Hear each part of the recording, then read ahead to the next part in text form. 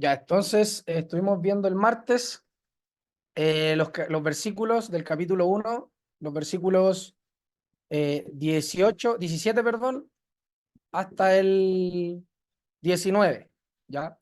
Estuvimos viendo desde el 17 hasta el 19 y ahora nos correspondería ver el versículo 20. Ya, pero antes de eso, me gustaría que leyéramos de nuevo desde el 15 en adelante. Hermana Sandra, ¿nos puede apoyar en eso, por favor? Leyendo desde el versículo 15 Sí, hasta el hermano. versículo 23. Ahí tiene las dos versiones. Ahí usted me dice cuál de las dos va a Ah, usar. disculpa, yo tengo la Reina Valera y leo mi Biblia, porque no alcanzo a Ya, ver. perfecto. Ya, ok. Perfecto. Bien, entonces, por esta causa, también yo, habiendo oído de vuestra fe en el Señor Jesús y de vuestro amor para con todos los santos, no ceso de dar gracia por vosotros, haciendo memoria de vosotros en mis oraciones.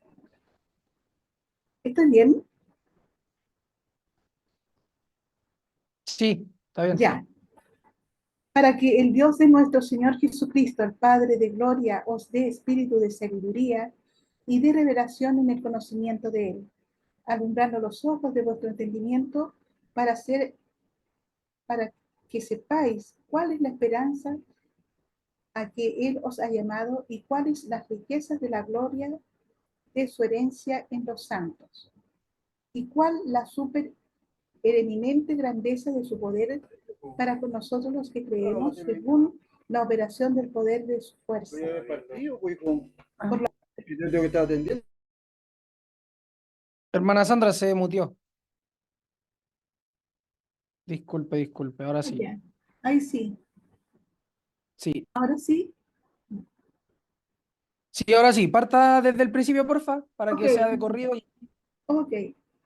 Por esta causa también yo, habiendo oído de vuestra fe en el Señor Jesús y de vuestro amor para con todos los santos, no ceso de dar gracias por vosotros, haciendo memoria de vosotros en mis oraciones, para que el Dios de nuestro Señor Jesucristo, el Padre de gloria, os dé espíritu de sabiduría y de revelación en el conocimiento de Él, alumbrando los ojos de vuestro entendimiento, para que sepáis cuál es la esperanza a que Él os ha llamado, y cuáles las riquezas de la gloria de su herencia en los santos, y cuál la supereminencia, no, perdón, supereminente grandeza de su poder para con nosotros los que creemos según la operación del poder de su fuerza, la cual operó en Cristo resucitándole de los muertos y sentándose a su diestra en los lugares celestiales. Sobre todo, principado y autoridad y poder y señorío, y sobre todo nombre que se nombra no solo en este siglo, sino también en los venideros, en el venidero.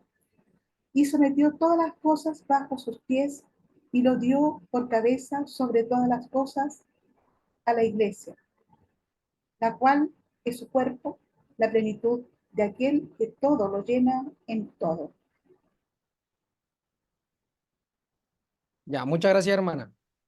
Bien, hermano. Ya, entonces, desde el 19 que nos corresponde ahora, ¿se acuerdan que estuvimos viendo el martes, antes de continuar con el 19? Desde el 17 al 18, ¿se acuerdan lo que vimos? Para que ayudemos ahí a nuestros hermanos que no estuvieron acompañándonos. Los que sí estuvimos, ¿recordamos lo que vimos?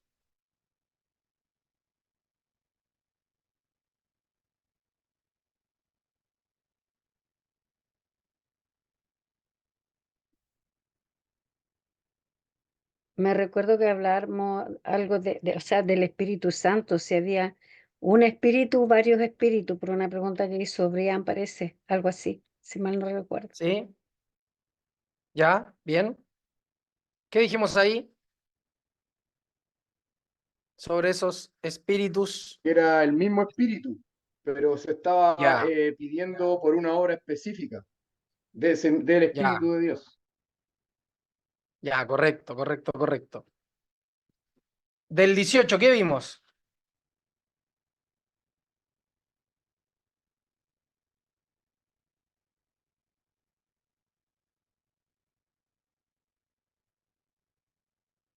¿Qué vimos del 18? ¿Se acuerdan con qué lo enlazamos? para hacer una pregunta.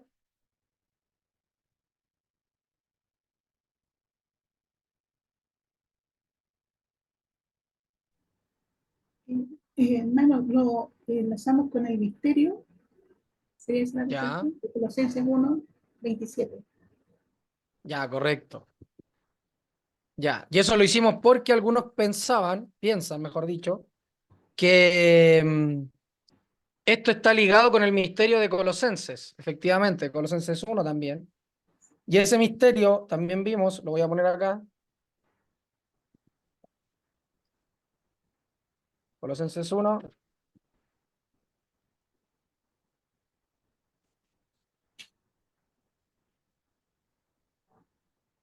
Acá el versículo 27 dice, a quienes Dios quiso dar a conocer las riquezas de la gloria. ¿Ya? Y acá también nos había hablado de las riquezas de la gloria, en el versículo 18, perdón. ¿Ya? Y después dice, de este misterio entre los gentiles, este misterio entre los gentiles, que es Cristo en vosotros. Entonces ahí habíamos dicho que algunos pensaban que el misterio de Efesios era el mismo que Colosenses.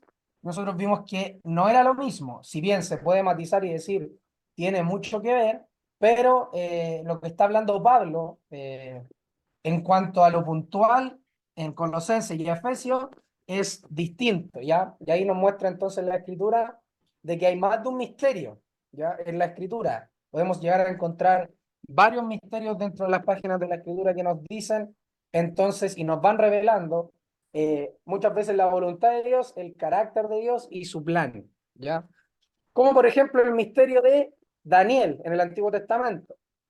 Ahí hay un misterio que Dios quiso revelar por medio del profeta al rey Nabucodonosor, y ahí la Biblia también utiliza eh, el concepto de misterio. El autor ahí de Daniel también lo utiliza así para dar a conocer entonces el plan de Dios que habría de venir en las edades posteriores al rey Nabucodonosor y que tendría cumplimiento entonces en el reinado de Cristo.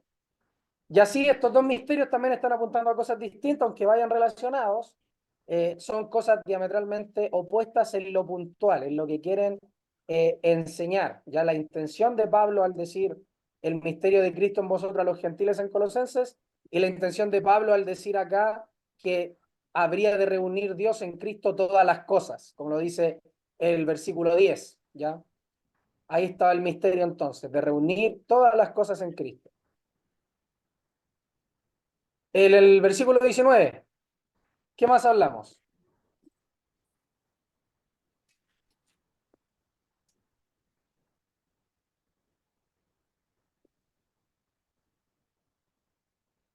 Versículo 19, ¿qué hablamos?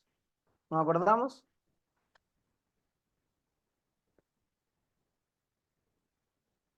El poder de Dios. Ya, poder de Dios. ¿Qué dijimos ahí respecto al poder de Dios?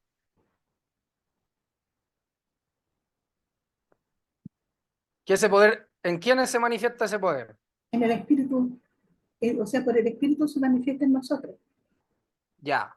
Entonces, el objeto de ese poder somos nosotros y el medio de ese poder, podríamos decir también, según lo que hemos estado viendo, vendría a ser el Espíritu Santo, que está en nosotros, entonces operando, energizándonos con ese poder de Dios. ¿Ya? La palabra poder ahí en el griego es kratos, ¿ya? Kratos. ¿Ya? Dynamis también. Y es interesante porque aquí habíamos visto las diferencias también de la palabra poder y veíamos que ese era un poder delegado. No sé si se acuerdan. Y ese poder delegado tiene mucho sentido cuando lo examinamos a la luz de qué, de que es el Espíritu Santo aquel que nos energiza. Y ahora es donde vamos a entrar en el versículo 20, porque dice, la cual operó en Cristo resucitándole de los muertos y sentándole a su diestra en los lugares celestiales. Y en la textual dice, y a mi gusto es la mejor, dice la cual energizó a Cristo al levantarlo de los muertos y sentarlo a su diestra en los celestiales o en los lugares celestiales, ¿ya? Esa palabra energizó, que es energeo, ahí está, energeo, energizar. Entonces, ¿qué nos puede estar diciendo? La cual energizó, y en la Valera, la cual operó en Cristo, resucitándole de los muertos. ¿Qué es lo que operó o qué es lo que lo energizó? la cual energizó. ¿De qué viene hablando ahí?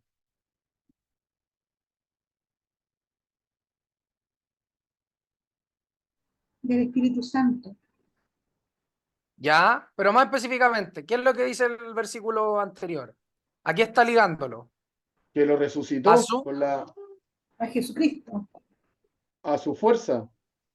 claro, a su poder, a su fuerza, ¿no es cierto? Entonces, este mismo poder que está para con nosotros, los que creemos, es el que operó también, operó también en Cristo, ¿ya?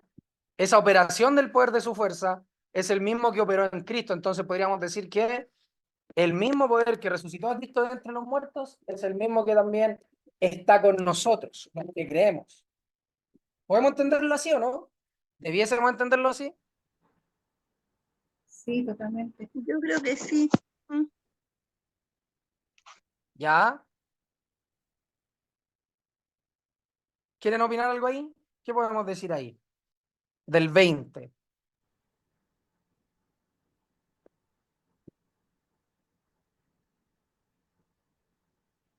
La cual operó en Cristo resucitándole de los muertos y sentándole a su diestra en los lugares celestiales. ¿Qué más podemos acotar ahí?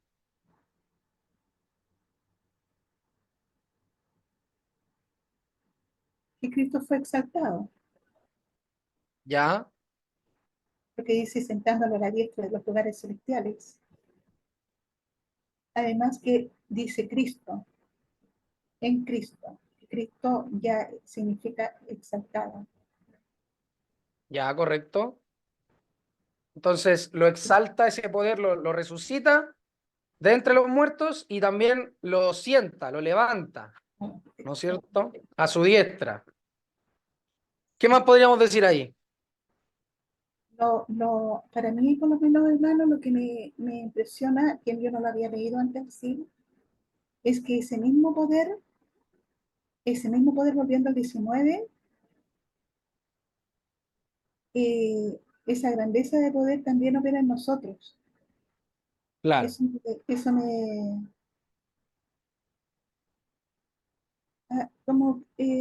impresiona. sí, sí. ¿Por qué entendemos entonces acá, o me voy a reformular la pregunta, ¿quiénes están participando en esta operación en Cristo que le resucita de entre los muertos?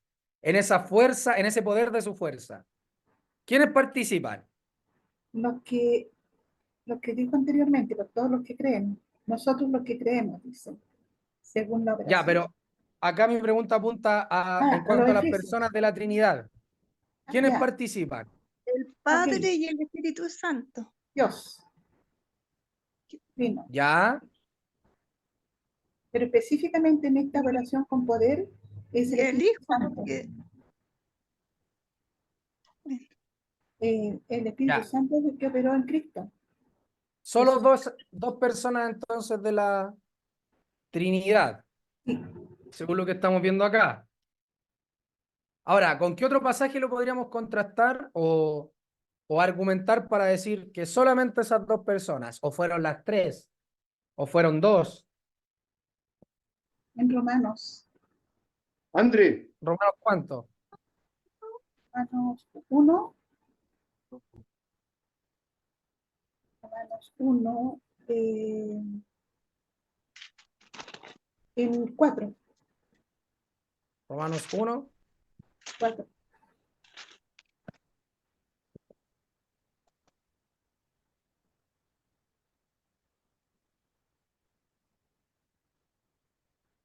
Ya, ya aquí nos habla entonces que fue declarado hijo de Dios con poder, según el Espíritu de Santidad, por la resurrección de entre los muertos. ¿Ya bien? Perfecto. ¿Qué otro pasaje? Más adelante. yo creo que tampoco es necesario salirse del pasaje para ver que actúan las tres personas de la Trinidad, porque viene hablando del conocimiento de Dios, del poder de Dios, va describiendo diferentes cosas, y ahí dice que es el mismo, el mismo espíritu que operó o la misma fuerza que operó en Cristo. Entonces ahí estarían las tres personas de la ¿Ya? Trinidad.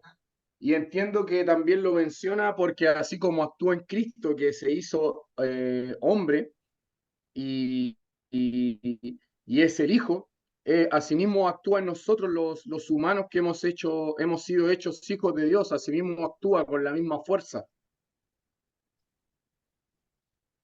Ya, correcto.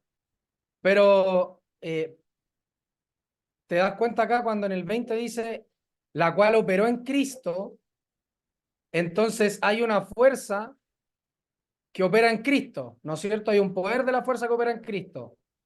Entonces, acá se da a entender que no es Cristo mismo el que opera esa fuerza en sí, como segunda persona de la Trinidad, sino que en la primera, y podríamos entender, si es que nuestra interpretación es correcta, que también la tercera persona de la Trinidad lo hace, ¿no es cierto?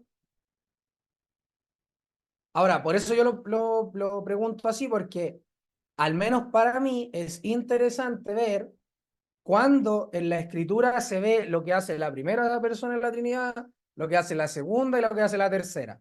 Porque cada una va a tener roles, cada una va a tener propósitos, aunque sean uno, y cada uno va a tener su grado de importancia en ciertas acciones que van a ser concernientes a la salvación del hombre, ya y a todo el plan que Dios traza, ¿no es cierto? Porque, por ejemplo, en Génesis, cuando dice, en el principio Dios creó los cielos y la tierra, entonces ahí parte Moisés dándole a conocer al pueblo y a todo el mundo que fue Dios quien creó todo. Después en Juan se nos va a decir que Jesús en el principio estaba con Dios y ese verbo era Dios.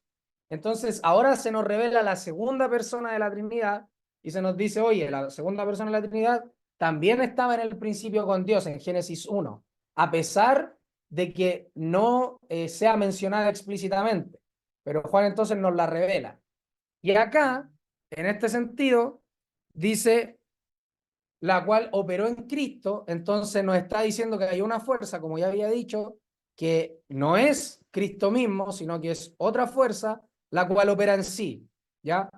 ¿Por qué lo planteo? Porque cuando uno lee a otros, ve que algunos hacen hincapié en esto y dicen, ¿por qué es interesante defender la manera que tienen los diferentes autores de hablar de una cosa y después en otra parte podemos ver que es una cosa aparentemente distinta? ¿Por qué lo digo? Porque, por ejemplo, en Juan 2, 19, Juan 2, 19, hablando de esto mismo, perdón, Juan 2, 19 dice, respondió Jesús y les dijo, destruir este templo y en 3 días lo levantaré. Él lo va a levantar, Jesús. ¿Ya? Después en Juan 10, 17,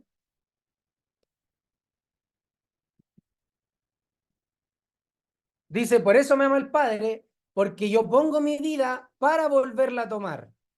Nadie me la quita, sino que yo de mí la pongo. Tengo poder, miren, para ponerla y tengo poder para volverla a tomar. Este mandamiento, miren, recibí de mi Padre. ¿Se dan cuenta? Entonces, por un lado, Jesús mismo dice, yo soy el que levantaré este templo, yo, y después acá nos dice que Él tiene poder para ponerla y tiene poder para volverla a tomar. ¿Por qué? Porque eso lo recibió de su Padre, ¿ya? Entonces, aquí podemos ver y otros pasajes también que nos muestran entonces la operación de las tres personas de la Trinidad, a pesar que acá, por ejemplo, Pablo esté supuestamente o de una manera distinta de decirlo, diciendo que es Dios el que levanta a Cristo, pero con los otros pasajes nos queda entonces el cuadro más claro de que son las tres personas de la Trinidad, entonces operando en esto, operando en Cristo, ¿ya? ¿Por qué? Porque el mandamiento de levantarse de entre los muertos lo recibió acá dice clarito en Juan, Jesús de su Padre. Esto de que tiene poder para tomarla y tiene poder para, o sea, para ponerla y tiene poder para volverla a tomar, ¿ya? Y de hecho dice, volvió a haber disensión entre los judíos por estas palabras, porque estaba diciendo que él mismo podía levantarse de entre los muertos, ¿ya?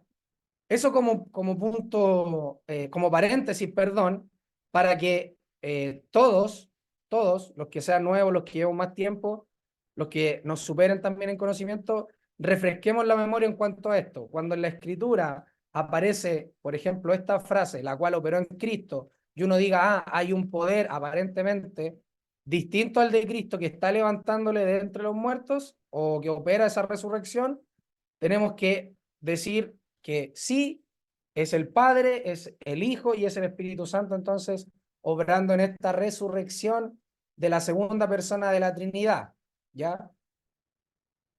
¿Se entiende, no? Sí, se Que entiende. hay pasajes para ver esta aparente contradicción para algunos. Yo se las menciono porque cuando ustedes lean a otros o escuchen a otros, lo mencionan. Y lo mencionan por eso, porque algunos no lo entienden de la misma manera. Ya algunos entienden que acá es solamente el poder de Dios y del Espíritu Santo obrando en la segunda persona. Y ahí es que algunos dicen que Cristo era hombre 100% y era humano, perdón, divino 100%. Entonces, como que dividieran a Cristo en dos, ¿ya? Cuando no es así, porque Cristo es Dios hecho hombre. O sea, como dice Colosenses, en él habita corporalmente toda la plenitud de la deidad, pero no todos lo entienden así, a pesar de que para nosotros hayan textos tan claros que digan que Cristo jamás perdió su esencia divina, jamás quiso hacer algo distinto que no fuera la voluntad de su Padre. Porque algunos dicen, oye, recuerden la humanidad de Cristo cuando hizo tal y tal cosa, y se entristeció por ir a la cruz y se entristeció por... Eso no lo enseña la Biblia enseña que Cristo quiso venir a morir, quiso venir a rescatar lo que se había perdido, y él siempre estuvo en su corazón a hacer la voluntad de su Padre. Por eso es que él podía decir, a mí el Padre nunca me ha dejado solo porque yo hago siempre la voluntad de mi Padre, ¿ya?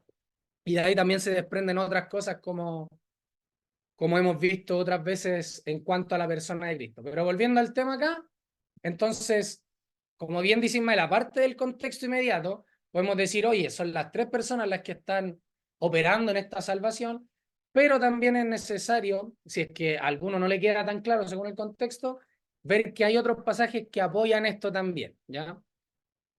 Dicho eso, pasemos a la parte... Adelante, hermano Guillermo, antes de seguir. En el contexto, está claro, en el contexto que estamos viendo nosotros, está refiriéndose a Dios, al Dios de nuestro Señor Jesucristo, el Padre de Gloria. En este contexto es única y exclusivamente el Padre de Gloria, el que opera y el que levanta al Hijo. Aparte de lo que dijiste tú, pero para que quede claro que en este contexto se refiere única y exclusivamente al Padre de Gloria. En el versículo 17, ahí están los para que el Dios, ¿ya? Él está haciendo memoria y no cesa de dar gracias. Y dice, para que el Padre de nuestro Señor Jesucristo, el Padre de Gloria, os dé, y ahí está, el 18 que alumbre, ¿ya? El 19, y cuál la supereminente grandeza de su poder para con nosotros los que creemos según la operación del poder de su fuerza. Esa es la fuerza de el Padre de Gloria. Y esa fuerza, la del Padre de Gloria, es la que opera en Cristo. Eso, aparte de lo que tú ya has dicho, que me parece correcto, que por la analogía de la fe uno entiende la doctrina de la Trinidad, pero en este contexto uno tiene que ser claro y decir que se refiere única y exclusivamente al Padre de Gloria. Eso, querido hermano. Claro, por eso ponía los ejemplos de Génesis, que dice Dios, en el principio creó Dios, y después en Juan nos dice Dios y el Hijo, estaban el Hijo, ahí cara a cara, eran uno, haciendo aquello que hacían. Ya, así que bien. Por eso es que es importante ver cómo los autores bíblicos ocupan a las personas de la Trinidad, porque a veces le van a atribuir cosas a la persona del Padre, otras veces le van a atribuir cosas a la persona del Hijo y otras veces a la persona del Espíritu Santo. Entonces, por más que nosotros en nuestra mente sepamos que son uno y que están los tres operando, haciendo aquello en la voluntad, en una única voluntad que es la que se determinó desde antes de la fundación del mundo, como hemos visto en este contexto, es bueno también entender por qué los autores, o por lo menos continuar la línea, podríamos decir, editorial del Espíritu Santo al querer usar entonces y decir que aquí es Dios el que lo hace, ¿ya? Porque tiene un sentido para los que están escuchando, ¿ya? Están diciendo que Dios, y como en un contexto judío, y aquí sí sabemos que son hermanos que están en Éfeso y hay gentiles también, entonces es importante entender que este Dios es transversal tanto para judíos y gentiles, ¿ya? Uno de los motivos que uno podría llegar a deducir por toda la carta y decir, oye, ¿por qué le da tanto énfasis a Dios? Porque para los judíos era Dios y el Mesías, que todavía no lograban entender, comprender quién era, y acá entonces cuando Pablo está dando esta narrativa y diciendo y revelando el plan de Dios, entonces pone a Dios como el centro de todo lo que él había querido operar hasta que llega Cristo y dice, en el plan de Dios, de ese Dios que ustedes recibieron, la ley, etcétera, todo, el pueblo judío, estaba que en Cristo entonces fueran reunidas todas las cosas. No es solamente para ustedes, sino que también es para los gentiles, etcétera, etcétera. ¿Ya? Entonces, ahí uno puede ir deduciendo según el contexto de qué persona se use o de qué cosa estemos hablando, por qué el autor escribe como escribe, ¿ya? Eso, pero súper importante entonces entender que acá es Dios, según este contexto, que es el que levanta por medio del poder de su fuerza a Cristo entonces de entre los muertos y lo sienta a su diestra. Ahora, sentándole a su diestra en los lugares celestiales, ¿dónde estaba profetizado que el Mesías estaría sentado a la diestra de Dios?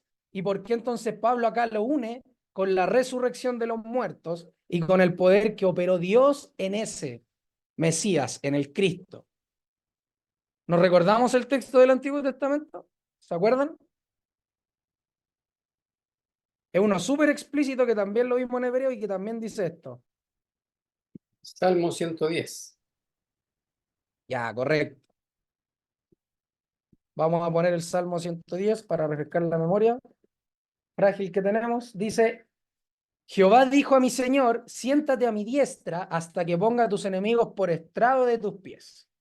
¿Ya? Y ahí después continúa el Salmo que hemos visto también en Hebreos, cuando dice, tú eres sacerdote para siempre, según el orden de Melquisedec. Entonces vemos acá que este Salmo está hablando de el Mesías, completamente del Mesías prometido, venidero, que ya había venido para los tiempos entonces de los Efesios.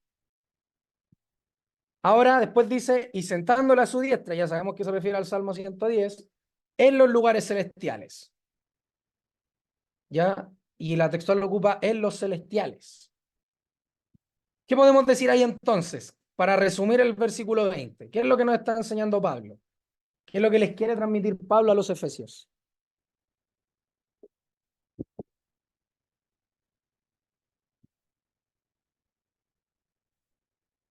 Les escucho, hermanos. Que es ese poder el que obra en nosotros, el que quiere que obre en ellos. ¿Ya? Porque el Perfecto. énfasis que se le da acá es de vida, es de un conocimiento del Dios dador de la vida, del Dios que resucitó a Cristo de los muertos. Es el mismo Dios que tiene que ver con todo lo que es la obra salvífica, con todo lo que es la gracia de la salvación, el poder y todo lo que la salvación implica. Porque entiendo que podría haber puesto otro ejemplo de obras del Espíritu en otros seres humanos, pero él usa el ejemplo de Cristo, de cómo le resucita de los muertos, que eso es algo que nunca antes se había visto, incluyendo el versículo que tú leíste. Es algo en lo que ninguna otra persona intervino, solamente Dios. Claro, correcto. Claro, por la analogía de la fe, como lo vimos, uno va viendo que están las tres personas involucradas, pero acá, como ya lo hemos dicho, Pablo entonces solamente procura hablar de la primera, que es la persona del Padre. Y igual es interesante ver que la palabra acá es energizó, porque hemos dicho ya, la vez pasada igual lo dijimos, que es la misma palabra que se utiliza para nosotros los creyentes en cuanto al Espíritu Santo, de que somos energizados, ¿ya? Y ahí también entran a colación, podemos poner a colación, meter a colación que es Dios entonces operando en nosotros, es Dios, como dice acá, que su poder esté para con nosotros los que creemos. Y ese poder no está para los que no creen, no está para los que no creen. Y ahí se hace aún más patente o latente el tema de que los que creen en su nombre, esos tienen la potestad de ser hechos hijos de Dios. Así que súper también importante eso. ¿Algo más que decir ahí en el 20? ¿Alguno?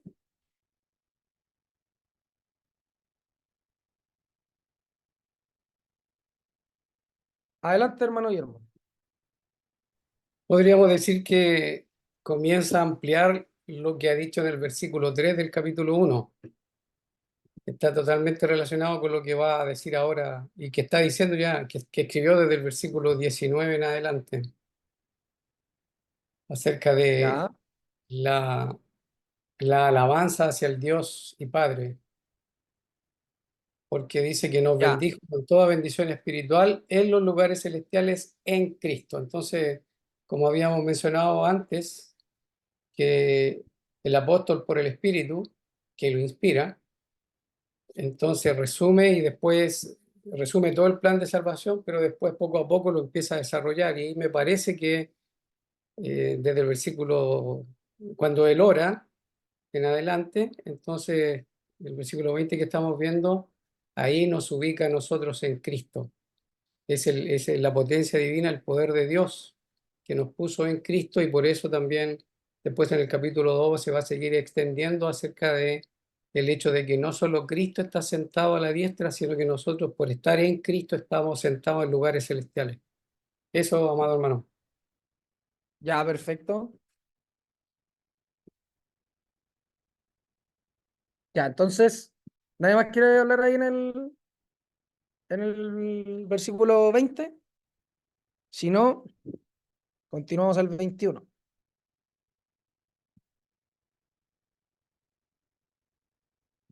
Ya, continuamos al 21 entonces. Después dice, en el 21,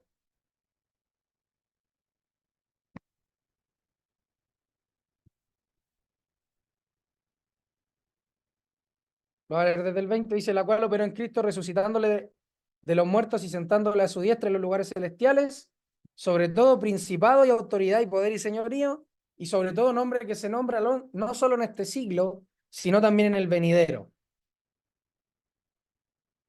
Entonces ahora dice, sobre todo principado. Entonces operó en Cristo resucitándole de los muertos y sentándose a su diestra en los lugares celestiales, y aquí dice que lo hace sobre todo principado y autoridad y poder y señorío, y sobre todo nombre que se nombra no solo en este siglo, sino también en el venidero. En lo remarcado acá del versículo 21, ¿qué podríamos decir hasta lo remarcado? Hasta ahí. Que eso lo hace sobre todo principado, autoridad, poder y señorío, y sobre todo nombre que se nombra.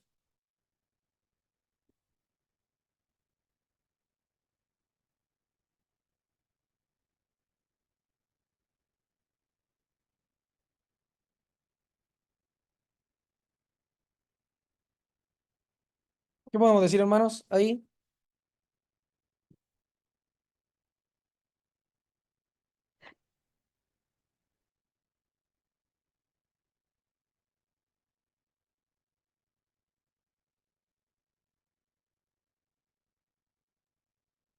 ¿Un ¿Lo puedes comentario ahí? repetir de nuevo, brother, porfa? Porque yo justo me paré a dejar la taza aún. Estaba tomando un tecito y me paré justo.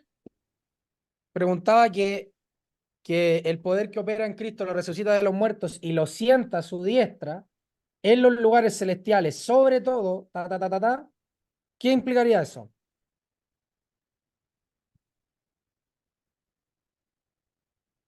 Que es ese poder el que lo pone por sobre todo, el que lo Ya. sienta a la diestra de Dios es ese poder el que cumple la voluntad de Dios. O sea, este poder que pone a Cristo, aparte de resucitarlo entre los muertos, lo sienta a su diestra.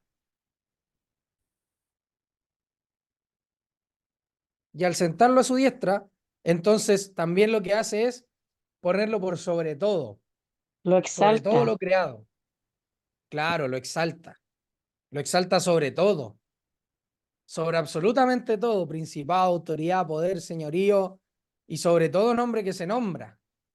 Entonces es súper, súper, súper glorioso entender el nivel de Salvador que tenemos, el nivel de Padre que tenemos, el nivel de poder también que Dios ha puesto en nosotros por medio de su Santo Espíritu, que es el mismo que opera en Cristo.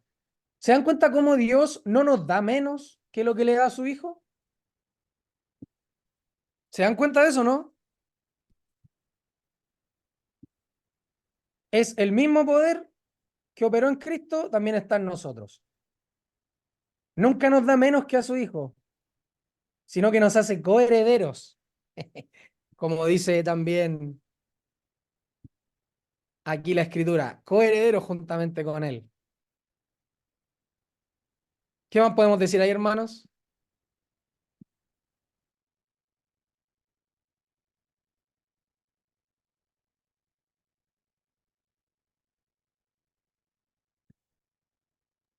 ¿Hay más para decir ahí?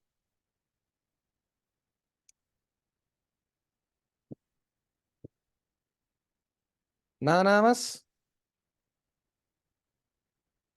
Ahí habla también de tiempo, no solo en este siglo, sino también en el venidero. ¿Ya? ¿Y qué nos estaría diciendo eso? O sea, nosotros somos finitos,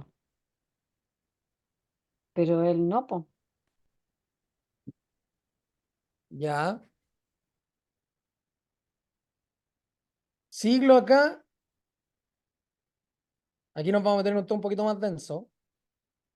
Puede ser para algunos, quizás para otros es agüita con azúcar. Pero acá la palabra es aión, era, edad, perpetuidad, universo, eternidad, edad, generación. Y ahí dice, no solo en este siglo, o no solo en esta era, o en esta edad, o en esta generación, sino también en el venidero. ¿Ya? Y es importante acá porque dice, no solo en este siglo, sino también en el venidero. ¿Por qué no ocupa acá un plural para decir, sino también en los venideros? Hablando de que van a haber muchos siglos. O esta frase, perdón, o esta manera de hablar del autor está queriendo decir que es a perpetuidad o a eternidad, como se puede llegar a traducir también. Aquí vamos a aplicar lo que ya hemos, se supone, todos entendido de lo que hemos estado viendo en Mateo, lo que hemos estado viendo en cuanto a la escatología, etcétera. Porque acá se va a entrelazar todo lo que hemos supuestamente ya aprendido. Por eso lo pregunto, no solo en este siglo, sino también en el venidero. ¿Qué nos dice eso? Este siglo está hablando de los contemporáneos de Pablo, ¿no es cierto? Y acá dice, sino también en el venidero. Eso es después de los contemporáneos de Pablo. Entonces, ¿qué nos está diciendo eso?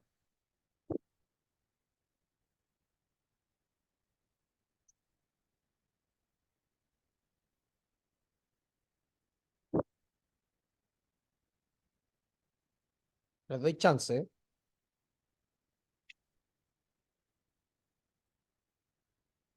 Andrés, ve también qué significa el venidero ahí en el griego. Ve las acepciones que tiene, porfa.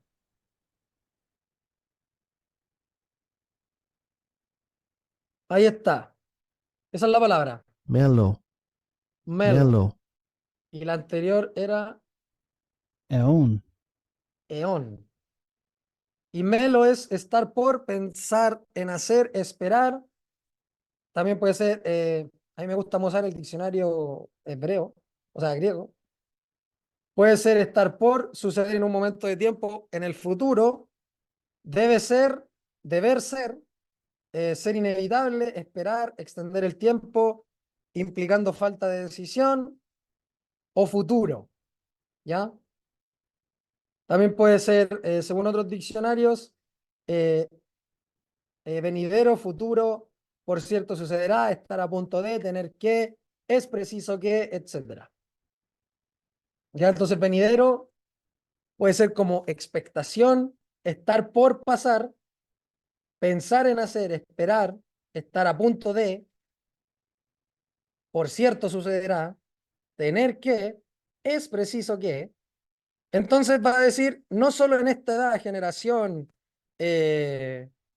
sino también en el venidero, en el que está por venir, en el que ciertamente sucederá, en el que esperamos o en el que está a futuro, etcétera. Entonces, ¿qué se referirá Pablo con esta frase, esta oración, al final? Adelante, hermano Guillermo. Me parece a mí que la idea ahí de, sino también en el venidero, me parece que aplica bastante con el resto de lo que hemos aprendido en el Nuevo Testamento, es el que está a punto de, o sea, que está cerca. Esa es la idea, lo mismo que vimos en Hebreo. Entonces, el Señor ya está reinando, porque está sobre todo principado, ya está ocupando el lugar del Altísimo, está sentado a la diestra, a Él se le entrega todo, y Él es el heredero de todo, y Él es el que lo gobierna absolutamente toda la creación. Y donde dice, no solo en este siglo, se refiere a que Él ya está, el siglo donde está escribiendo Pablo, los contemporáneos de Pablo, es el siglo, pero ese siglo está a punto de terminar. Y donde dice, sino también en el venidero, ese siglo venidero, esa edad venidera, está a punto de comenzar. Esa es la idea, me parece, ahí con respecto, o sea, siguiendo lo que hemos aprendido en otros textos como el escrito a los hebreos. Entonces, si es así, implica que eso estaría en directa relación con Daniel cuando se enseña de que primero el Hijo del Hombre recibe del anciano de días el reino, ¿ya? Se le entrega todo dominio, todo poder, toda autoridad, que está en línea con lo que estamos viendo acá, y después de eso, entonces se le entrega el reino a los santos del Altísimo. Me parece que estaría en línea con los profetas. Eso quería decir. Ya, No entiendo que se refiere aquí como algunos de nuestros amados hermanos entienden que este venidero es un futuro nuestro. No, yo creo que ese venidero ya comenzó, ya se le entregó el reino. De hecho, en Apocalipsis también se dice que los que están en Cristo ya están reinando, ¿ya? Aunque en Apocalipsis se dice que reinarán, pero sabemos que Apocalipsis hasta el capítulo 19 ya todo eso es pasado. Así que me parece a mí que está apuntando a que ya está a punto de que los santos del Altísimo reciban el reino, porque el Hijo del Hombre ya lo recibió del anciano de días. El mismo Señor cuando estuvo acá dijo, el reino de los cielos se ha acercado, y antes de ascender dice, todo poder, toda autoridad me es dado en el cielo y en la tierra. Lo mismo que estamos viendo acá. Y entonces comisiona a los discípulos. Y después vemos en Hechos que se le pregunta si acaso va a restaurar el reino de Israel en este siglo.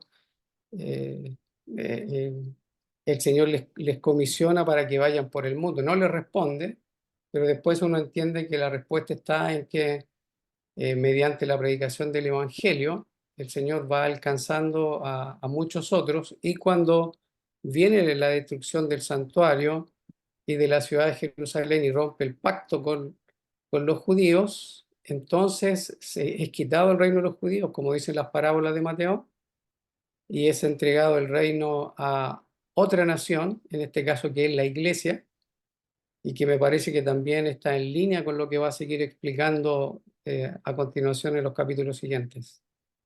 Eso, amado. Ya, gracias, gracias, gracias. ¿Quién más quiere decir algo ahí? No solo en este siglo, sino también en el venidero. ¿Quién no entiende esta frase, por ejemplo? Mejor. ¿Quién no la entiende?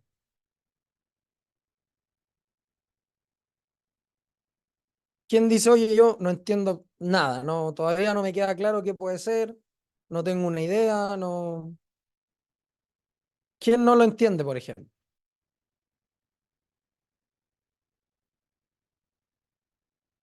¿Todos lo entienden? ¿Todos tienen ya una idea?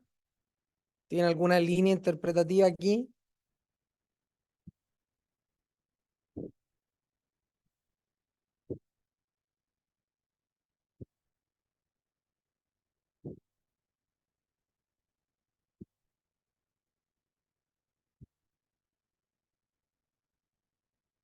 Hermanos, ¿alguien más aparte de nuestro hermano Guillermo? Adelante, hermano Guillermo.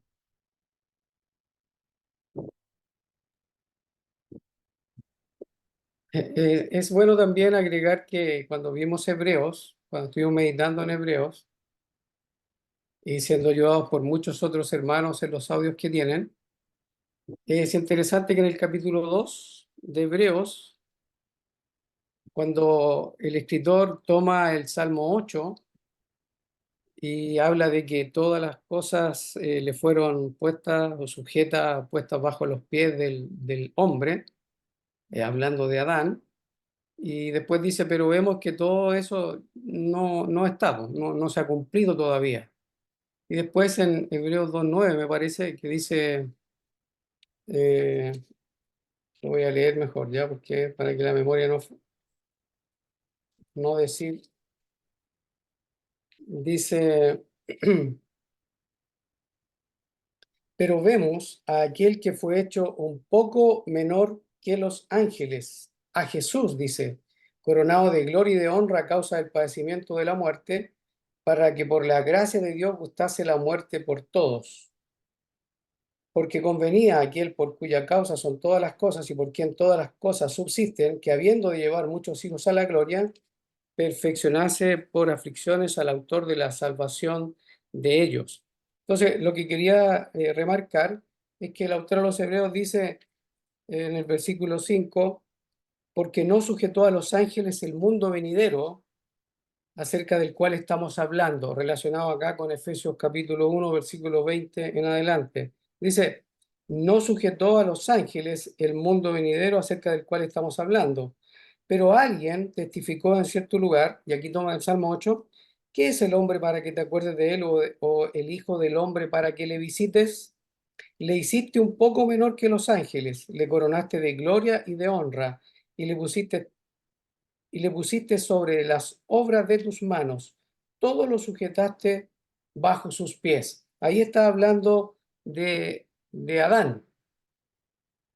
Y después dice en el versículo 9, porque en cuanto le sujetó todas las cosas, perdón, el versículo 8 a continuación, porque en cuanto le sujetó todas las cosas, nada dejó que no sea sujeto a él.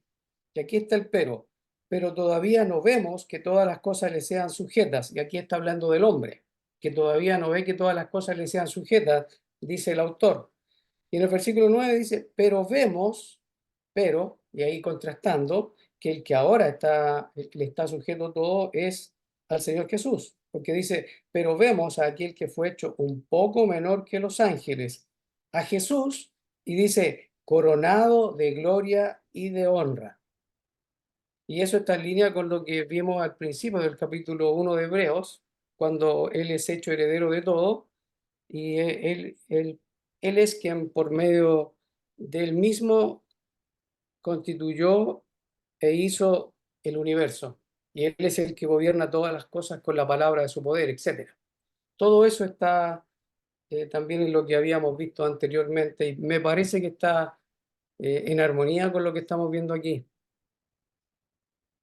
Eso, amado. Ya, ya, Muy básico, gracias. muy básico el resumen, por supuesto. Gracias, gracias. Igual es interesante notar que el versículo 21 eh, se, se podría decir, se ve el,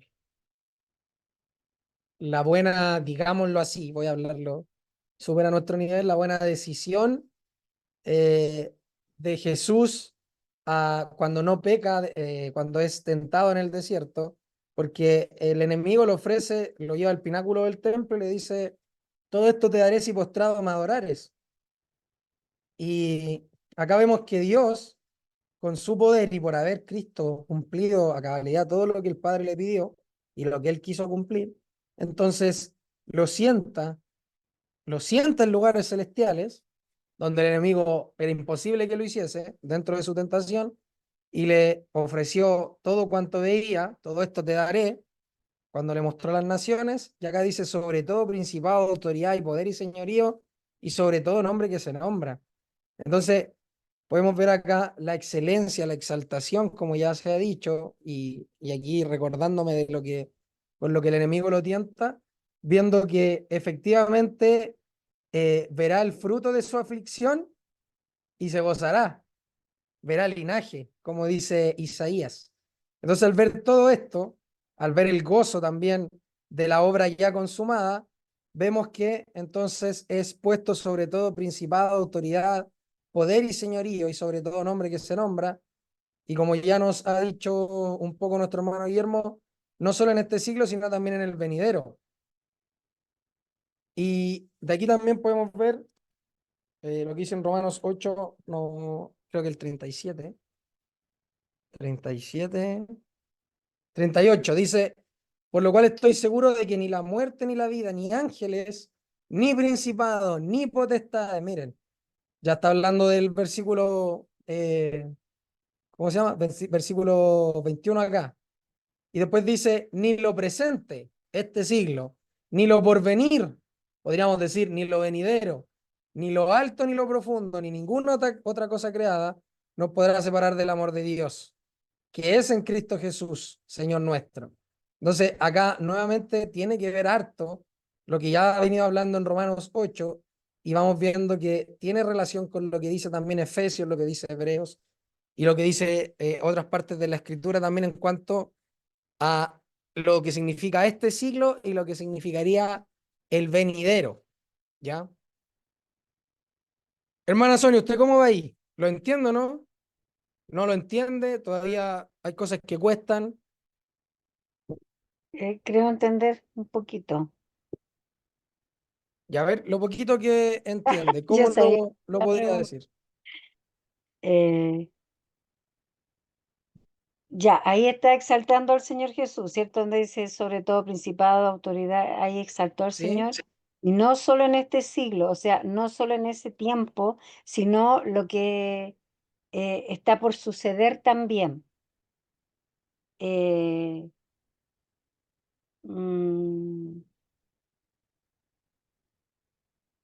que será algo que viene luego, algo que sucederá luego. Ya, ya, sucederá pronto, Claro. ya, Y ahí nos saltamos al salmo que leyó el hermano Guillermo, donde dice que sometió todas las cosas bajo sus pies. ¿sí? Eh, y ahí lo puso como El cabeza Salmo de... 8, ¿sí? Sí, el Salmo 8. Claro. También podríamos nombrar primero a los Corintios 15 del 22, 23 por ahí, 26, creo que es 26, en adelante, cuando dice que también sujeta todo debajo, 27, sujeta todas las cosas también debajo de sus pies, y ahí se exceptúa aquel que le sujetó a él todas las cosas. Entonces ahí diciendo que Dios obviamente no se sujeta a Cristo, porque Dios Sí, es el que sujetó a él todas las cosas. ¿Ya?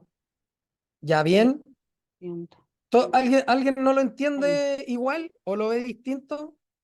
¿O quiere hacer algún comentario ahí del 21?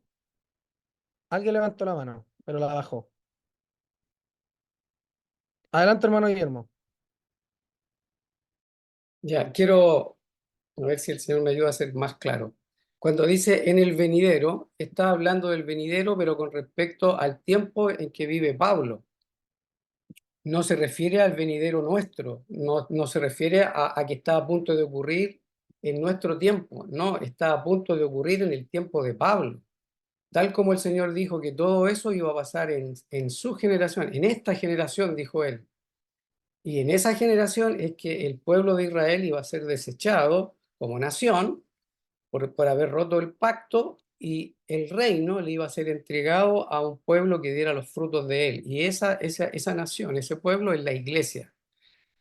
Y por eso que había dicho hace poco que esto está muy relacionado con lo que el motivo por el cual Pablo alaba al Señor y dice, bendito sea el Dios y Padre de nuestro Señor Jesucristo, que nos bendijo con toda bendición espiritual en los lugares celestiales en Cristo. Y por eso decía que ahora está desarrollando todo aquello que ya era motivo de alabanza para Pablo y también para nosotros que ahora entendemos que esto, que está el plan de salvación, el plan soberano de salvación que Dios diseñó desde antes de la creación, entonces ahora le he revelado a Pablo, Pablo lo expresa, lo da a conocer, lo enseña a los creyentes en Efeso y ora para que Dios les ilumine para que ellos también lo comprendan, lo entiendan y lo vivan y puedan gozarse de esta bendición.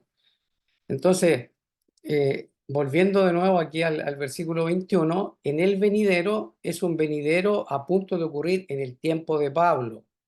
Nunca olvidemos, lo hemos aprendido, texto en su contexto, el destinatario, quién escribe, ¿ya? Y el contexto histórico. Aquí este no es contexto nuestro, es contexto del apóstol Pablo y a quién se dirige.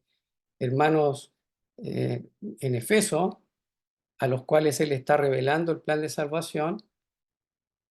Y cuando dice en el venidero, entonces apunta a todo lo que estaba escrito en el Antiguo Testamento y que en el Nuevo es mucho mejor revelado porque se empieza a revelar el misterio y entonces ahí se entiende que el Señor decidió reunir todas las cosas en Cristo y nosotros estábamos también considerados en Cristo, que es la nueva cabeza federal del reino venidero.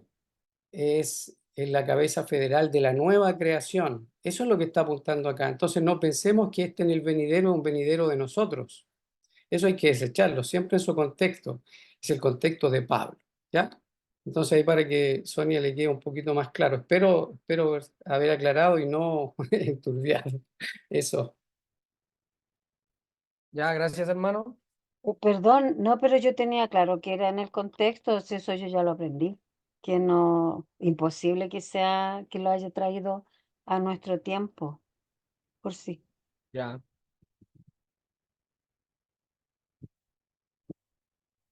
Ya, genial. ¿Alguien más quiere decir algo ahí? Del versículo 21. Que me disculpe Sonia porque yo le había entendido otra cosa. Vale. Es que me cuesta explicar, Ya. pero no, yo entendí eso, Willy. Gracias igual por la aclaración, me aclaró más. Ya, entonces, a ver si todos lo entendimos. Le voy a pedir al hermano Guillermo que no responda esta vez. Cuando dice, no solo en este siglo, sino también en el venidero, este siglo, que Pablo está diciendo este siglo, ¿cuándo sería la transición o cuándo se efectuaría efectivamente el siglo venidero o este venidero? ¿Con qué evento cambiaría, por ejemplo, de siglo? Podríamos decir, este siglo llega hasta tal punto y el venidero empieza en tal punto.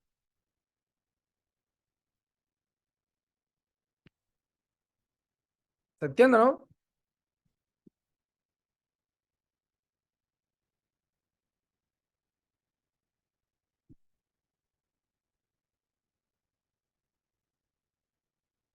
¿Se entiende la pregunta?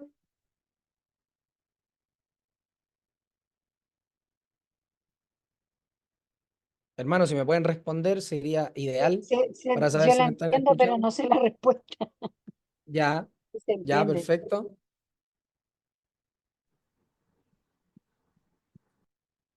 Elías María José. Hola, primo. Hola, Em, hola. yo creo que, porque la pregunta, si entendí bien, era qué es lo que marcaba el término de un siglo y el comienzo del venidero, ¿cierto? Claro. Yo creo que podría ser que el hecho de la destrucción del templo, ya que es como el símbolo más grande que tenían el pueblo judío para presentar ofrendas. Ya. Bueno, y todo lo que pasó también, lo que hemos aprendido de la tribulación del año 70, pero yo creo que el hecho de que se haya destruido el templo y ya no puedan ofrecer, ya ahí marca un antes, un después en la transición de este pacto antiguo al pacto nuevo. Ya. Correcto, gracias. ¿Todos lo entendemos igual o no? ¿O alguno piensa que hay otra respuesta? Que podría haber otra respuesta ahí, entre lo que marca el inicio de uno y el término de otro. Que sea la destrucción del templo en el año 70. Que sea la venida en juicio de Cristo, del Hijo del Hombre, viniendo en las nubes y juzgando a aquellos que lo mataron y a aquellos que no creyeron de su tiempo, juzgando a Israel. Y junto con eso, desechando a la nación entonces para siempre. En cuanto a trato, obviamente, porque sabemos que algunos se salvan aún de la nación.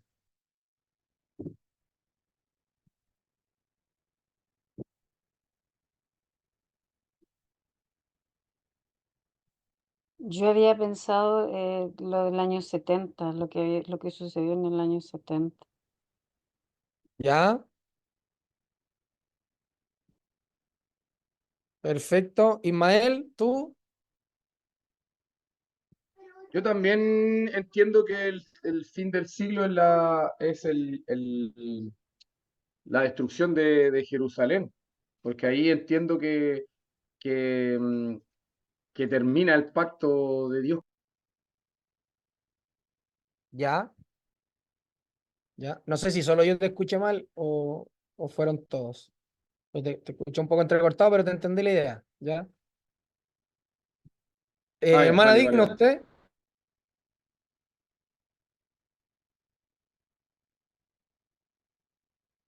Sí, sí la entiendo así. Cuando está hablando ¿También? del siglo, sí, cuando dice no solo que se nombra en este siglo, sino que también se nombra en el venidero. O sea, porque no dice se va a nombrar, dice se nombra. Entonces, está hablando de algo no así como muy lejano, lo veo yo. Igual. Sí, eso estoy viendo. ¿Ya? Eso.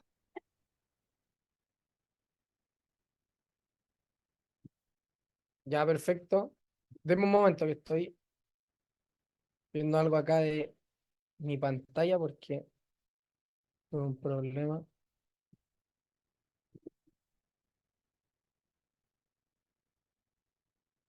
Deme un momento.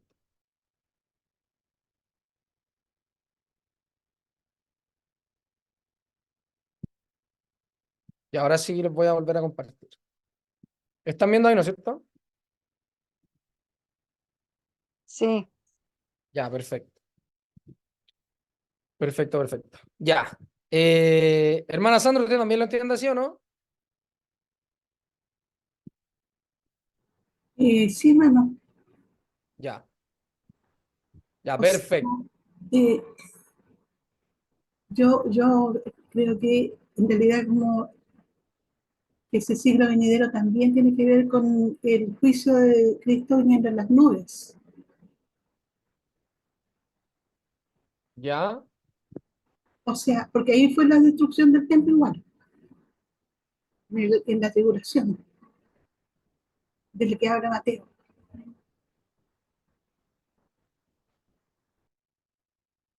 no sé si se le corta a usted o soy solo yo el que la escucha cortada. Sí, se escucha cortado. Ya, vale, vale. Ya también creo haber entendido la idea. Muchas gracias, hermana. Ya entonces, resumiendo, lo exalta entonces Dios a Cristo por medio de su poder, que opera en él para resucitarle entre los muertos, sentarlo a su diestra, exaltarlo en el cielo y sobre todo lo que hay, sobre todo nombre, sobre todo señorío. Podemos ver los pasajes de 1 Corintios 15 que se sujeta a sus pies, Salmos 8. O sea, todo le queda sujeto a Cristo, absolutamente todo, todo, menos perdón, que le sujetó a él, que es Dios, ¿ya? Obviamente, porque Dios es el que hace que se sienta a su diestra, etcétera, ¿ya? Entonces entendemos ahí que Dios es el único que no está sujeto al señorío de Cristo por claras razones, ¿ya? Dicho eso, entonces, como Cristo tiene todo sujeto bajo sus pies, eh, entonces nos dice que no será solo en este siglo, sino también en el venidero, ¿ya? O sea, no solamente hasta que venga a juzgar, sino que también será después de que venga a juzgar a la nación, después del día de la ira del Señor, después del día de venganza, de retribución, Él seguirá sentado a la diestra del Padre, ¿ya? Adelante, hermano Guillermo. Decir ahí que al escuchar a algunos hermanos, ellos piensan que el Señor no está reinando todavía, o si está reinando, reina solamente en la iglesia.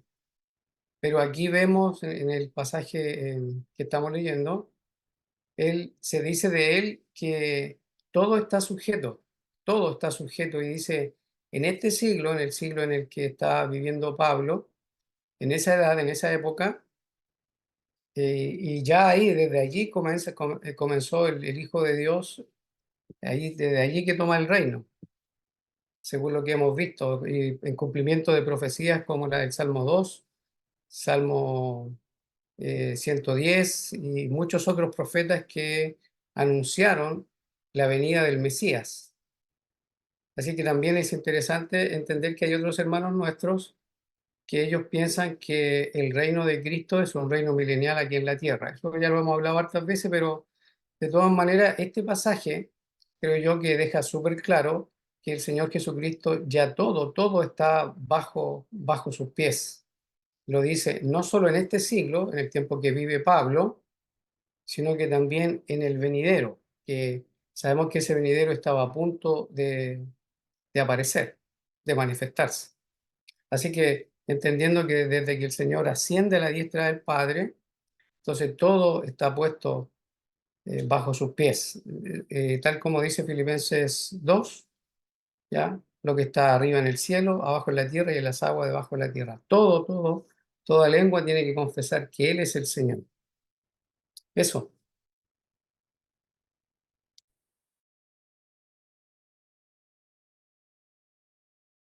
Ya, perfecto. Después el 22 dice, y sometió todas las cosas bajo sus pies, ya leímos el Salmo 8, y también Hebreos, y también mencionamos Corintios, y lo dio por cabeza sobre todas las cosas a la iglesia. Y sometió todas las cosas bajo sus pies. O sea, viene diciéndonos nuevamente que Dios, el Padre, con el poder, con la supereminente grandeza de su poder, que es para con nosotros, con esa misma fuerza, con esa misma grandeza de su poder, opera en Cristo, le resucita de entre los muertos, lo sienta a su diestra, lo exalta por sobre todo, absolutamente todo. Lo único que no está sujeto a él es el Padre, y también somete todas las cosas bajo sus pies y lo dio por cabeza sobre todas las cosas a la iglesia. Ese y lo dio por cabeza. ¿Qué es lo que da Dios por cabeza sobre todas las cosas a la iglesia? Esta pregunta es De Cristo. A ya, Cristo Jesús. es la cabeza. ya, perfecto. Y lo dio por cabeza sobre todas las cosas a la iglesia. ¿Qué quiere decir que lo da por cabeza? Que Él es el ¿Qué que palabra? lo gobierna todo. Ya, Que Él es el Señor. Es el que tiene todo el poder, la autoridad y nada sucede fuera de él. O sea, él es el que está gobernando. Ya. Algunos acá, malentendiendo, como bien dijo nuestro hermano Guillermo, entienden que como lo da por cabeza sobre todas las cosas a la iglesia, únicamente reina en la iglesia y únicamente es cabeza de la iglesia, pero obvian, a mi modo de ver, o no quieren verlo, o simplemente lo ignoran, lo desechan, todo lo que viene hablando anteriormente, diciendo que lo puso sobre todo principado, autoridad, poder, señorío y sobre todo nombre que se nombra. Incluso dice, no solo en este siglo, sino en el que va a venir. Y también después dice, y sometió todas las cosas bajo sus pies y lo daba por cabeza sobre todas las cosas a la iglesia. O sea, no es solamente en la iglesia, es en todo el mundo, en el universo. Por eso es que decimos nosotros que Jesucristo reina en el universo. Él es rey, amo y señor del universo. ¿Ya? Y todas las cosas le están sujetas a él, absolutamente todas. Las más grandes que nuestros ojos puedan ver y las más pequeñas que nuestros ojos puedan ver. Todo, absolutamente todo, y más le es sujeto a él, incluso las cosas invisibles que no podemos ver. Entonces, como es todo, es todo. Y como es sobre todo principado, autoridad, poder y señorío, es lo que está en los cielos como lo que está en la tierra, visible o invisible, como dice Pablo en otro lado. ¿Ya? Así que, bueno entender eso. Adelante, hermana Dina.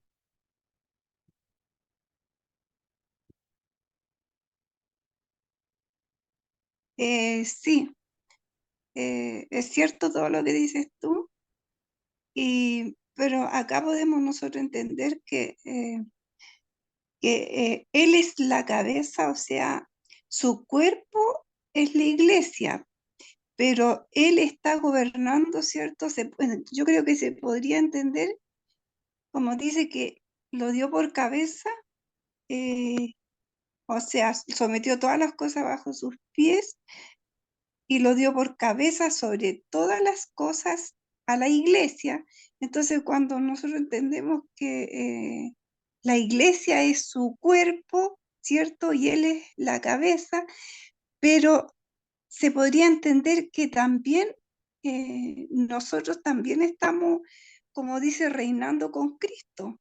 O sea, pero Él es el que lo gobierna todo. No solamente gobierna a la iglesia, que es su cuerpo, pero está, o sea, el Señor está juntamente con su cuerpo gobernándolo todo. Entiendo yo, porque nosotros también estamos sentados con Cristo, dice, en los lugares celestiales. No sé, eso quería opinar. Claro, en Apocalipsis 5:10 dice, y nos ha hecho nuestro Dios reyes, como lo podemos estar viendo en Efesios, que reinamos con él, y sacerdotes, como también lo que nos ha dicho Hebreos, y reinaremos sobre la tierra. ¿Ya? Entonces, claro que sí, por eso somos coherederos juntamente con Cristo. Y es bueno también entender eso, que Él es el que nos lleva, producto de que Él reina, Él es el que nos lleva, como siempre decimos, de triunfo en triunfo. ¿Ya? Él es el que nos hace gobernar, Él es el que nos hace reyes eh, a cada uno de los que creen, porque es para los que creen, ya para los que creemos, ya, obviamente, pero Él reina sobre justos e injustos, ya, pero su poder opera en nosotros para todos aquellos que creen, ya, y efectivamente yo también entiendo lo mismo que así como Él reina, nosotros también reinamos bajo su dominio, bajo su voluntad. Por eso es que entendemos también que nosotros somos esclavos de Cristo. Nosotros no debiésemos pretender tener derechos. Un esclavo no tiene derechos. Un esclavo lo único que tiene son obligaciones de su amo y nosotros deberíamos vivir entonces subyugados a la voluntad de Dios siempre por el Espíritu y no satisfaciendo entonces los deseos de nuestra carne. Así que, y sometió todas las cosas bajo sus pies y lo dio por cabeza sobre todas las cosas a la iglesia. Este término cabeza, que falé, eh, Que falei, ese, que que falé, falei. ahí sí. Entonces también nos habla de la cabeza federal que es Cristo, ¿ya? La cabeza federal ahora que no es Adán, sino que es Cristo. A él lo puso por cabeza sobre todas las cosas, ¿ya? A la iglesia. Entonces, él ahora es nuestra cabeza federal, la iglesia ahora tiene su propia cabeza federal y los impíos tienen su cabeza federal, que es Adán, y que también por ello van a ser juzgados porque no han depositado la confianza en Cristo, ¿ya? Así que igual es interesante ver que ahora nosotros tenemos una nueva cabeza federal que no es Adán, sino que es Cristo Jesús, nuestro Mesías, aquel que se entregó hasta la muerte y muerte de cruz por cada uno de los que Él predestinó, por cada uno de los que Él escogió desde antes de la fundación del mundo para mostrarles su poder, las riquezas de su gracia, la herencia que tenemos en los santos, ¿ya? Así que eso. ¿Algo más que decir ahí del versículo 22?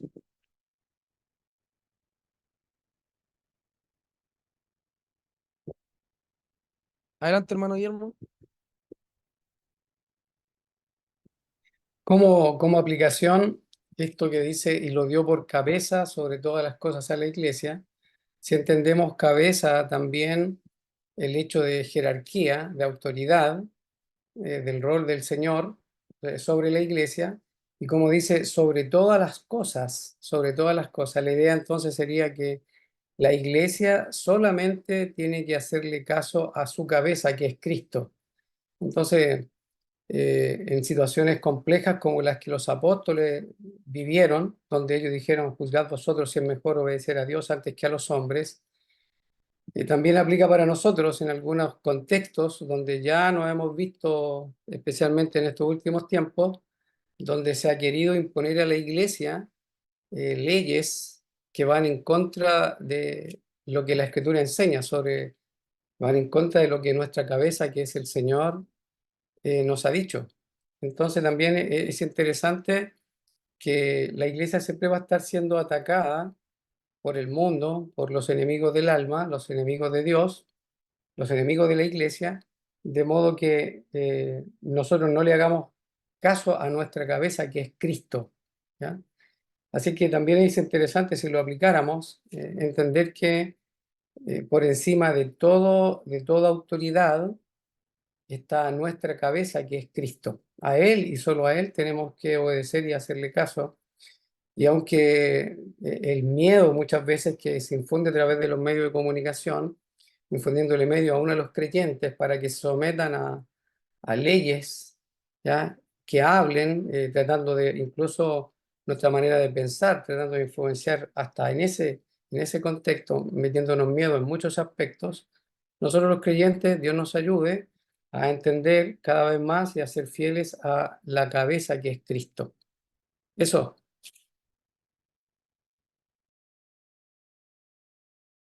Gracias, hermano Guillermo. Gracias, gracias. ¿Alguien más quiere decir algo ahí del versículo 22?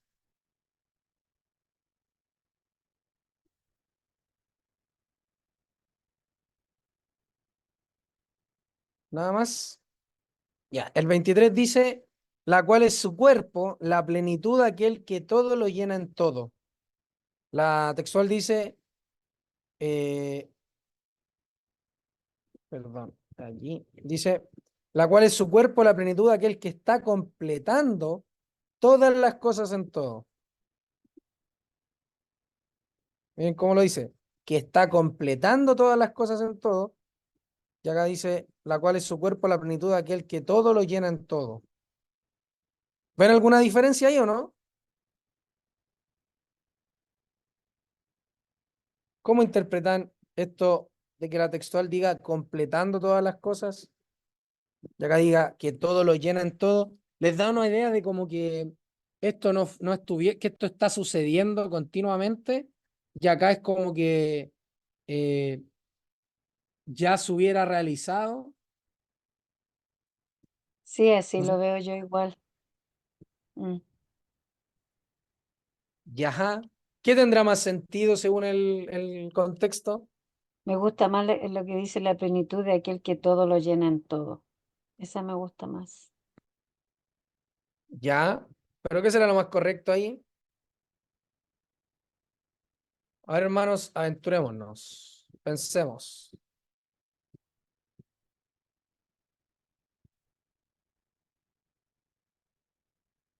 Pero igual no está mal lo que diga la plenitud de aquel que está completando todas las cosas en todo, porque igual él sigue haciendo trabajo en su iglesia, porque está hablando de la iglesia, la cual es su cuerpo. Y es un trabajo constante, igual no estaría mal, pienso yo. ¿Ya? ¿Qué opina el resto?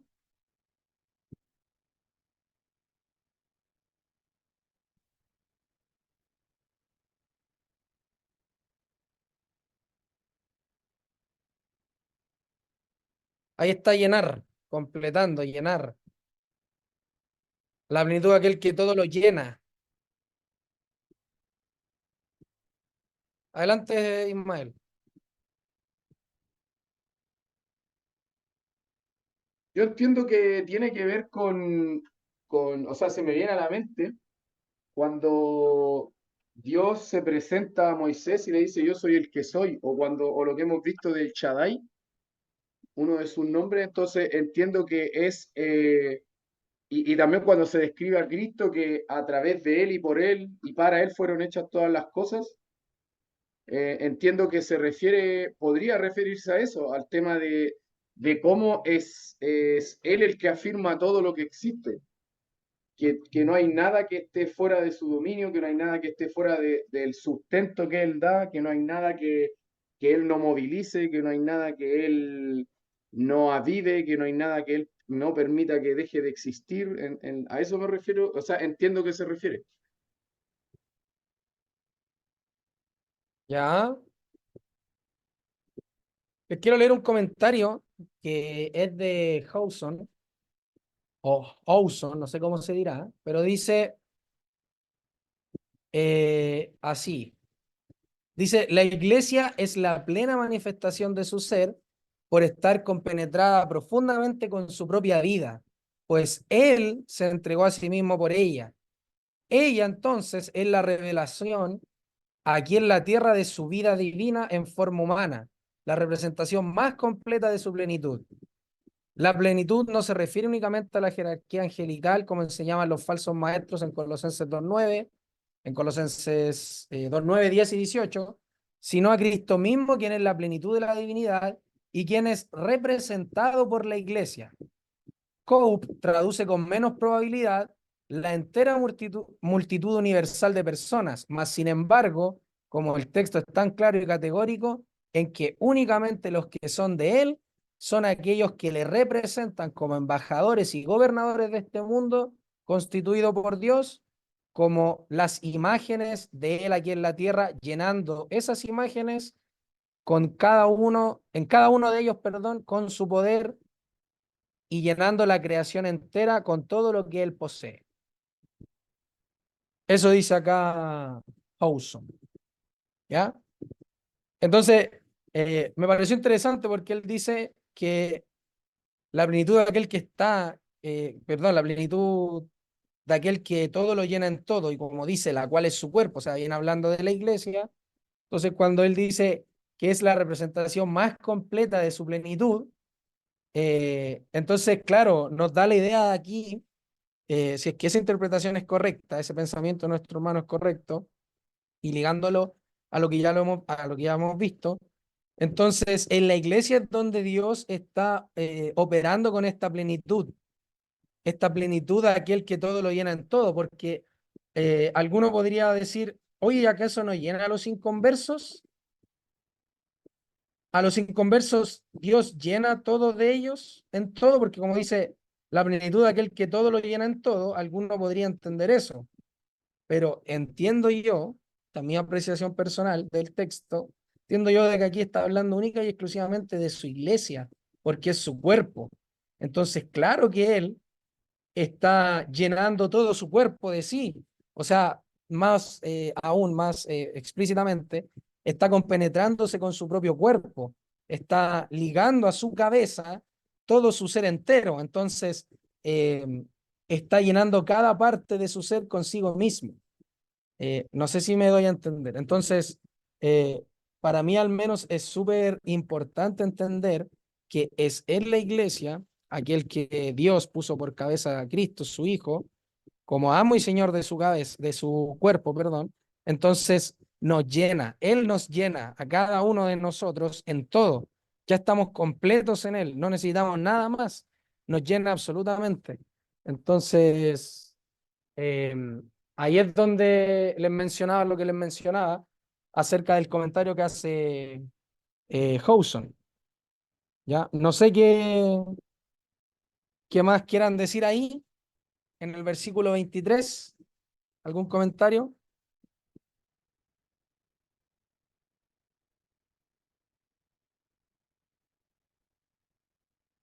Si no, Bueno, en el contexto, discúlpame, en el contexto ya se ve que la alabanza está relacionada con lo mismo que ahora desarrolla. Y lo que dices tú es totalmente en línea también con lo que el apóstol escribe en Colosenses, donde dice que nosotros estamos completos en Él. Así es que el hecho de que seamos su cuerpo también entiendo que tiene que estar relacionado con Adán y Eva en el paraíso y que lo que después el apóstol en el capítulo 5 lo desarrolla y dice, grande es este misterio, y dice, yo lo digo con respecto a Cristo y la iglesia. Y claro, Él es el que a la iglesia la limpia, la cuida, le provee, le da de todo, o sea, completo. Él es el cargado, Él es la cabeza, la iglesia está plena de Él. claro. Y entonces nosotros somos parte de su carne, de su cuerpo y de sus huesos. Me parece que así dice literalmente en el capítulo 5. Entonces, totalmente en línea con lo que tú dices y me parece que también tomando las imágenes de Adán y Eva en el paraíso y desarrollada en el capítulo 5. Entonces, claro, es realmente como para que cada uno de nosotros diga lo mismo que el apóstol, bendito el Dios y Padre que nos bendijo con toda bendición espiritual en los lugares celestiales en Cristo, porque en Él estamos Amén. plenos, completos. Eso. Amén. Sí, súper interesante también ver que si alguno de nosotros aplicándolo ya no se ve pleno en él, no se ve lleno en él, algo hay ahí, algo malo hay ahí. Uno debiese saberse pleno. A pesar que a veces no se sienta pleno, pero entender que esta es una verdad inamovible, lo creas o no lo creas, lo vivas o no lo vivas, la idea es que lo vivamos, pero es una verdad que está ahí, que Dios ha hecho para nosotros. Él ya nos ha hecho plenos y estamos completos ya en Él, y Él ya nos llena. Entonces, cuando en nuestros vaivenes de la vida diaria, digamos, nos falta esto para ser feliz, o si tuviera esto sería más lleno, más pleno, o si tuviera tal y tal cosa, o si no tuviera tal y tal cosa, lo importante acá es que veamos que Él ya nos ha llenado, Él ya nos ha hecho plenos. Ha sido este Cristo, aquel Dios por medio de Cristo, que nos ha hecho absolutamente plenos. Nos ha dado por cabeza a su Hijo, aquel que dijo que tenía pleno contentamiento en él, aquel que se entregó por nosotros hasta la muerte y muerte de cruz, y aquel que ahora está sentado a la diestra, ese es aquel que Dios puso por cabeza nuestra, así que súper, súper bien. Sabemos que vamos a tener aflicción en el mundo, pero el Señor dijo, confiad, yo he vencido al mundo, y este texto nos está diciendo, aparte de vencer al mundo, yo estoy con ustedes, llenándolos a ustedes y siendo su plenitud. Así que maravilloso, maravilloso. ¿Algo más que decir ahí? Si no, lo dejamos hasta acá y ya el martes entonces comenzamos con el capítulo 2 de Efesios. Quería agregar que es tan importante, bueno, fue tan importante para el apóstol Pablo en su tiempo, no solo escribió él el plan que le fue revelado, el plan de salvación ideado por Dios desde antes de la fundación del mundo, no solo lo escribió, lo proclamó, sino que entendiendo que es Dios quien da el entendimiento, él se pone a orar. Él oró y ora fervientemente por lo suyo. Entonces, interesante ver que el carácter del apóstol, la altura que él tiene, que no se guarda el conocimiento, sino que lo da a conocer y además le pide a Dios que otros, sus hermanos, todos sus hermanos, conozcan estas verdades y puedan alabarlo, puedan alabar a Dios como él lo alaba. Entonces, bien interesante, varias cosas que se podrían hablar acá del apóstol Pablo, de la obra de Dios en él. Eso. Gracias, hermano. Lo dejamos hasta acá entonces y el martes, Dios mediante, si es su voluntad, seguimos entonces en Efesios capítulo 2. ¿Vale?